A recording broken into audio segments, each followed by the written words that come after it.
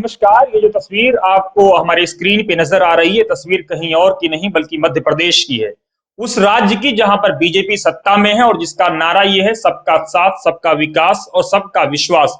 लेकिन उसके बावजूद जब लिंचिंग की खबरें आती हैं, लिंचिंग की घटनाएं आती हैं, तो ये देश के लिए शर्म की बात है कि दुनिया को हमारे भारत पर, उस भारत पर जो गांधी का भारत है, वहां पर हंसने का मौका मिलता है और दुनिया हम पर ताने कसती है।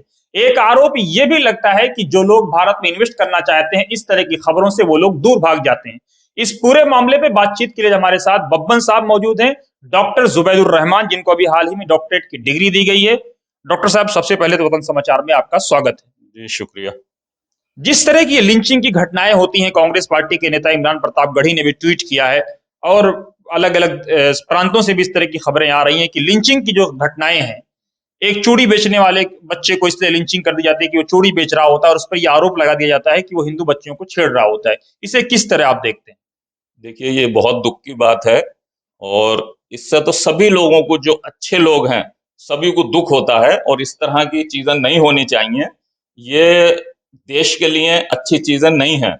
मैं तो गुजारिश करूंगा प्रधानमंत्री जी से भी कि वो सबका साथ सबका विकास का जो नारा देते हैं, तो उसमें उनको भी इस चीज़ की पहल करनी चाहिए कि इस तरह की चीज़ें रुकनी चाहिए। नहीं, उनका ये नारा जो है वो बेमायने साबित होगा कि प्रधानमंत्री जी जो कहते हैं कि सबका साथ सबका विश्वास, तो इसमें उनको संज्ञान लेना चाहिए और ऐसी चीजों को रोकना चाहिए ताकि दोबारा इस तरह की कोई ऐसी चीजें ना हो। और अगर एक दफा किसी को इस चीज की सजा मिलेगी तो और लोगों को भी इसकी नसीहत होगी, फिर और लोग सोचेंगे इस तरह की चीजें करने के लिए।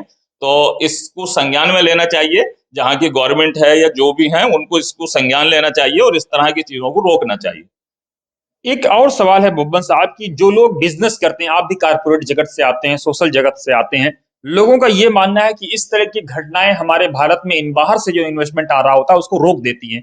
लोगों को लगता है कि साहब भारत एक पीसफुल देश नहीं है, उसको जाकर के क्यों इन्वेस्ट करें, अपना पैसा बर्बाद करें।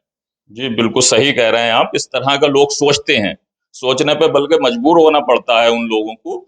तो मैं यही कह रहा हूँ कि इस तरह की चीजें रुकनी चाहिए जो देश के लिए गलत हैं या खतरा साबित होती हैं। उस चीज ऐसी चीजें रुकनी चाहिए, चाहे वो किसी भी धर्म के लोग करें। उस इन चीजों को रोकना चाहिए और एक मैसेज देना चाहिए कि देखिए, जो हिंदू मुस्लिम एकता है या गंगा जमनी तहजीब है, उसे हम उसको कायम रखनी चाहिए और लोगों को, सोसाइटी को जोड़ने का काम करना चाहिए, ना कि तोड़ने का काम।